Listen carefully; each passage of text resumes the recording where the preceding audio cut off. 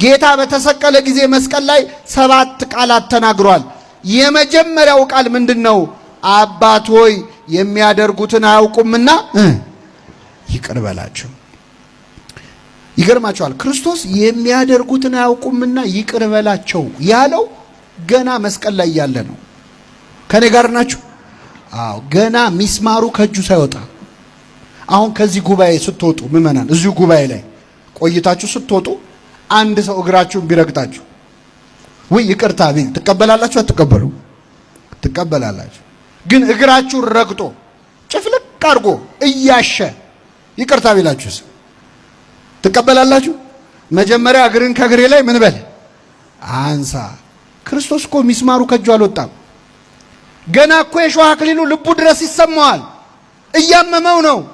የሚያደርጉትን አያውቁምና እኛ እኮ ይቅርታ ካረግን እንኳን ካለፈ በኋላ ነው። የዛሬ 10 ዓመት ምናምን የተበደለውን ነገር መቼስ ትቼልሻለሁ እንላለን። እሱንም አንልም። በእውነት የወጋ ቢረሳ ይኸው ታውቁታላችሁ። ሲቆይ የረሳው ልጅ መሰለሽ እንዴ ነው የምንለው። ተወቅቶ የረሳው ማ ብቻ ነው?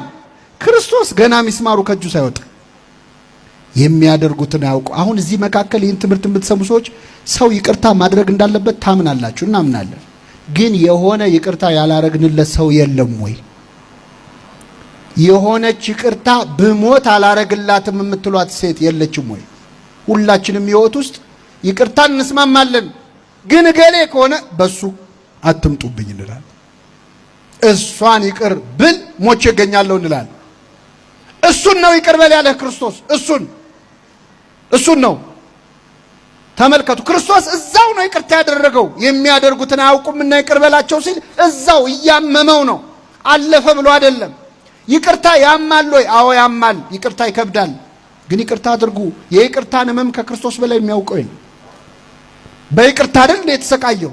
ይቅርታ አይደል እንደ ያቆሰለው? ይቅር ብሎን አይደል እንደ ሞተው? የይቅርታን ኃይሉን መስቀል ላይ ያየነው። የሚያደርጉትን አያውቁምና ምን በላቸው ይቅር በል። አሁን ይቅርታ አድርጉ የምትባሉት ሰዎች አንዳንድ ሰው ይቅር በል ሲል በፍጹም ይላል። እስቲ ልጠይቃችሁ ምእመናን፣ የበደሉን ሰዎች ምንም ያህል ቢበድሉን አይሁድ ክርስቶስ ላይ ያደረሱትን መከራ ያህል በድለውናል? አልበደሉንም። የክርስቶስ ያህል አልተሰቃየንም። አይ መቼስ አንዳንድ ሰው ክርክር ይወድ የለ። አረ የሱ ይሻላል ይላል አንዳንድ ሰው። አረ የሱ ይሻላል፣ የኔ ይብሳል። እሺ ይባስ፣ ግድ የለም። ከክርስቶስ በላይ ሰዎች በድለው ይሆናል። አንተ እንደ ክርስቶስ ንጹህ ነው ወይ? አይደለም። እሱ እኮ ንጹህ ሆኖ ነው የተበደለው። ግን የሚያደርጉትን አያውቁምና ይህንን የይቅርታ ልብ ለሁላችን ያድለን። ለጠቅላላ እውቀት አይደለም የምነግራችሁ። ይህን የምትሰሙ ሰዎች ይቅር በሉ የበደሏችሁን ሰዎች ለራሳችሁ ስትሉ። ቂም መያዝ ማለት ምእመናን ሰው ለመጉዳት ብሎ መርዝ መጠጣት ማለት ነው። ሰው ለማበሳጨት ብሎ መርዝ መጠጣት። የምትጎዳው ራስህ ነህ። ለምን ነፍስህን ታቆስላታለህ? እዛው መስቀል ላይ ይህንን ንግግር ተናገረ። ጌታ ይህን ሲናገር የቀኝ ወንበዴ ልቡ ተሰበረ። እኔ ባልደረሱብኝ ሰዎች ላይ ደርሼ የሰው ንብረት ስቀማ ደም ሳፈስን የኖርኩት እሱ ለሚያሰቃዩት ሰዎች ይጸልያል ወይ ብሎ ልቡ ተሰበረና ጌታ ሆይ በመንግስት በመጣህ ጊዜ ምን በለኝ፣ ለሰቃዮች ካዘንክማ ለኔ አትጨክንብኝም፣ እባክህ ማረኝ አለ ይላል ቅዱስ ዮሐንስ አፈወርቅ። ወንበዴውን የመለሰ ሁላችንን ይመልሰን። የሕማማት ቀን ደግሞ ብትገቡ ቤተ መቅደስ ታያላችሁ ተአምር።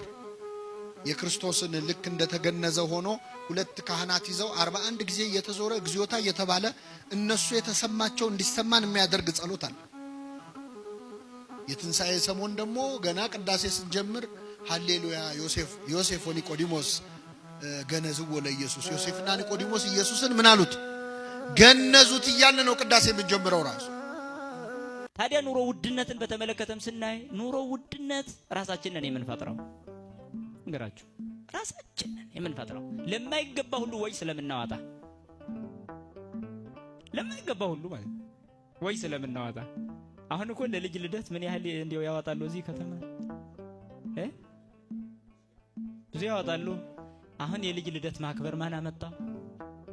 አያችሁ፣ ልጅ ልደቴ ካልተከበረ ብሎ እስኪያለቅስ ድረስ የደረሰው አንተ አስለምደህ ነው እንጂ አሁን የልጅ ልደት ማለት ገና ልትድረው አይደል? በሰርጉ ቀን ነው የምታወጣው የነበረው ወጭ። አሁን ግን ሁሌ ትድራለህ በየዓመቱ። በየዓመቱ ሰርግ ታዲያ እንዴት ኑሮ ውድነት አይመጣም እንዴ? እኮ ሰው እኮ ራሱ እኮ ነው ኑሮ ውድነትን የሚያመጣው። አንዳንድ ጊዜ የአህያ ማሰሪያ ይመስል ራሳችንን እንዲሁ አሳጥሮ የሚያስር ማሰሪያ እናስራለን። አህያን ረዘም አድርገው ነው የሚያስሩ። ለምን? ረዘም ብላ ሄዳ ሳር እንድትበላ በኋላ ትበጥሳለች፣ ወይም ደግሞ እንደዚህ ትዞራለች። ስትዞር እያጠረ ይሄዳል። ከዛ የምትበላው ሁሉ እየራቀ ኑሮ ውድነት ይሆንባታል ማለት ነው። ያ ሳሩ እየራቀ ይሄዳል። ራሷ ናት እኮ ገመዱን የጠመጠመች። ጥፋቱ ያሳሪዎቹ ነው ወይስ የአህያይቱ ነው? በጣም ጥሩ። እንግዲያስ ገመድ ነው ኑሮ ውድነት። በጣም ረዘም ተደርጎ ነበር በሀገራችን የታሰር ነው ስንጠመጥም፣ ለኑሮ ውድነት፣ ለመዝናኛ፣ ለመናፈሻ፣ ለተራ ነገር፣ ለምኑ ስናወጣ ኑሮ ውድነት የሚባለኛ ላይ ተጫነ ማለት ነው። ሰው ሊያወጣ የሚገባው ግዴታው ምን ነበር? ይሄን ለይቶ አያውቅም። ለማያስፈልገው ሁሉ ያወጣል። ከዚያ በኋላ ለሚፈለገው ነገር ያጣል። ይሄ ኑሮ ውድነት ይባላል። ራሱ ነው ኑሮ ውድነትን የሚያመጣው ራሱ። በአግባቡ ለመኖር የሚያስፈልገው መሰረታዊ ነገር አለ። መሰረታዊ ላልሆነው ሁሉ ግን ተጨናንቆ እስኪያወጣ ድረስ ይደርሳል። አቅሙንም አይመዝንም። ያን አለመመዘኑ ደግሞ ኑሮ ውድነቱ ከፍ እያለ በራሱ ላይ ይመጣል ማለት ነው።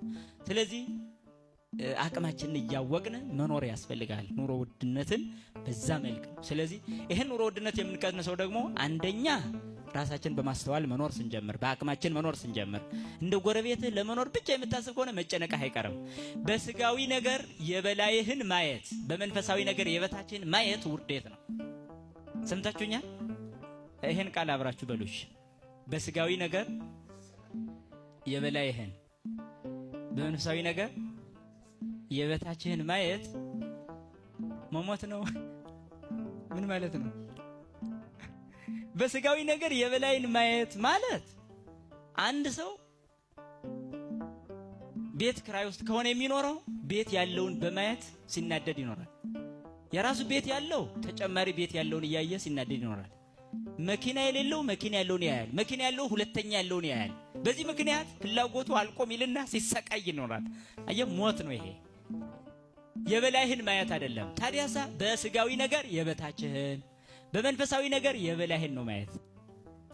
ይሄ ሲሆን ነው ትክክለኛ የሚሆነው። በስጋዊ የበታችን ማለት ክራይ ቤት ላይ ከሆነ ያለው ለክራይ ቤት መክፈል አጥቅተው ተቸግረው በጣም አስጨናቂ ሁኔታ ላይ ያሉ በረንዳ የሚወድቁትን ሰዎች ማየት ነው የበታችን። ቤት ካለህ ደግሞ በክራይ ቤት ያሉትን ማየት ነው። አየህ፣ የበታችን ነው ማየት።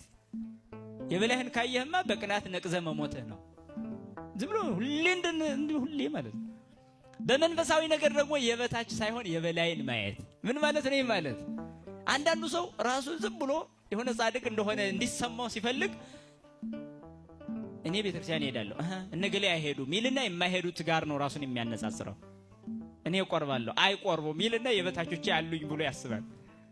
እኔ ጾማለሁ የማይጾሙ ነገሌ ያሉ አይደል ይቻላለሁ ብሎ ይጽናናል። ይሄ የበታች ማየት አይገባም። በክርስትና የበታች ያለ ብሎ ማሰብ ባይገባም እንኳን ምንም ቢሆንም እንኳን የበታችን ማየት አይገባም። የበላይን ነው። ገንዘብ ሰጥተህ እንደሆነ አካል የሰጠ ክርስቲያን መኖሩን እንዳትረሳ። የወንጌልን ሕግ ለመፈጸም አየህ፣ የወንጌል ሕግ ለመፈጸም ጥቂት ገንዘብ ሰጥተህ ከሆነ ሙሉ ገንዘባቸውን የሰጡ መኖራቸውን እንዳትረሳ። ሙሉ ገንዘብ ሰጥተህ እንደሆነ አይናቸውን ስለ ወንጌሉ ሕግ የሰጡ መኖራቸውን እንዳትረሳ። እግራቸውን፣ እጃቸውን ስለ ወንጌል ሕግ የፈጸሙ የቆረጡ ሁሉ መኖራቸውን፣ ሙሉ አካላቸውን ወደ እሳት የጣሉ መኖራቸውን እንዳትረሳ። የበላይን ነው ማየት። በዚህ ዓለም ሆነን ጥቂት ነገር ንቀን ከሆነ ሙሉን ዓለም ንቀው ወደ በረሃ ሄዱትን ነው ማየት። አያችሁ፣ የበላይን ነው ማየት። የበታች አይታይም። ለዛ ነው ደህና ነኝ የሚል ስሜት መልካም አይደለምና፣ ስለዚህ በዚህ ሁኔታ ነው ራሳችንን የምናሸንፈው። ኑሮም የሚሸነፈው እኛ በትክክሉ መኖር ስንጀምርና የአቅማችንን በመኖር ነው እንጂ ሌላውን በመቅናት አይደለም ማለት ነው። ስለዚህ በመጽሐፋዊ ልኬት ራሳችንን መመዘን መጨነቅ አያስፈልግም። በክርስትና ማሰብ በዓለም ላይ ዕውቀትን የመሰብሰብ አቅም ያላቸው ሰዎች ጾመኛ ሰዎች ናቸው። ሆዳም ሰዎች ማጥናት አይችሉም፣ መረዳት አይችሉም፣ ተነግረው ማዳመጥ አይችሉም። ልበ ቀላሎች ናቸው። ልበ ቀላሎች ከበድ ያለ ነገር ሲመጣ እንቅልፋቸውን የሚተኙ ማለት ነው። ድፍንም ያደርጋቸው። አሁን ከበድ ያለ ነገር ብጀምር ሁሉ ሚስጥረ ሥላሴ ሲባል ሚስጥረ ሥጋዌ ሲጀመር ለጥ እንዲሁ ታሪኳ ስትመጣ ያችን ባይሆን ትሰማላችሁ አይደል?